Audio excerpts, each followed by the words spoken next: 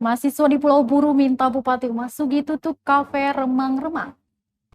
Puluhan mahasiswa yang tergabung dalam Himpunan Mahasiswa Islam Cabang Namlia menggelar aksi protes di depan kantor Bupati Buru pada Senin 1 November 2021. Mereka pengelola kafe remang-remang di Kabupaten Buru yang dianggap melanggar aturan jam operasional selama pandemi COVID-19.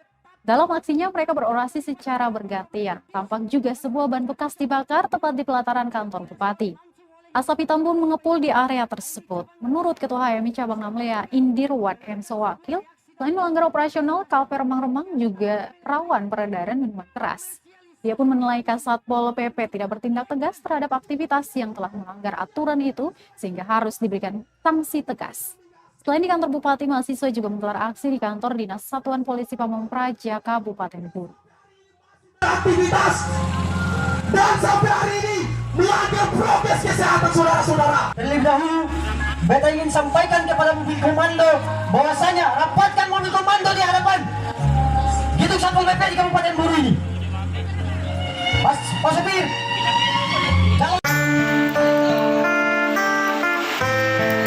nah, jadi persoalan karena api sudah ada, maka semangat kita semakin berapi-api. Untuk itu, kami meminta kepada Bapak Bupati Buru agar segera menemui kami di sini. Jam kantor itu selesai jam 4 sore. Dari jam 8 pagi sampai jam 4 sore. Mungkin jam untuk makan siang itu 1 jam saja.